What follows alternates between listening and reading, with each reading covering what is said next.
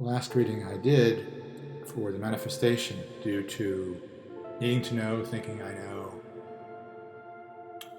and losing balance of the chariot, and not changing course direction, possibly Three of Wands, not finding understanding. All of that, even with the imagination, making this moment about this moment with the help of the Queen of Cups, still we got Five of Coins and Five of Swords in the manifestation. 5 plus 5 is 10. And so I asked how to remove the strife and conflict from the manifestation, but willing for it to remain if it's helping with humility and growth. So this is going to seem strange, but I'm linking this to the houses in Hogwarts and the factions in Divergent. So Gryffindor, Ravenclaw, Slytherin are together, and Hufflepuff. So for Gryffindor, we have Sphere 7, and for Hufflepuff, we have Sphere 7. And the same exact card reversed, external pressure. So bravery in the face of external pressure, and amity, or good-naturedness in the face of external pressure, will help me with the strife of Five of Coins and Five of Swords. Again, you can borrow from anything. I did a reading in Costco, so you don't need to demonize modern culture or the products of fiction. Okay, maybe they're here for a reason. Moving on. So then we have the seduction of Ravenclaw, the imagination, Slytherin, kind of pulling one into being crafty or secretive or manipulative.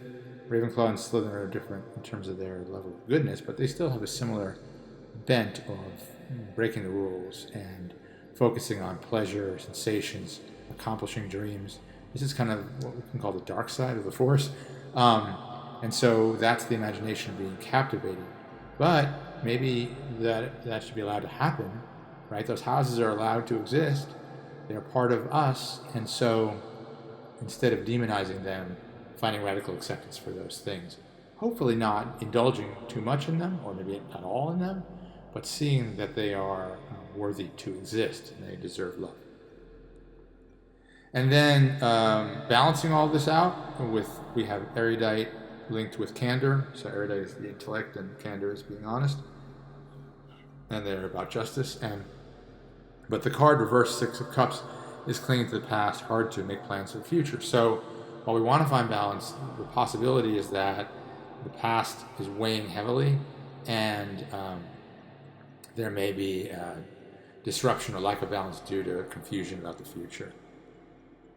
So let's just bring this into, we're looking at Sphere 6, 7, and 9, which makes sense because we're talking here about what came up in the manifestation, and we're talking about what's happening in the world. It's not major arcana, higher level dynamics here. These are where we're having balance and imagination being influenced by the individual impulse, the free child impulse.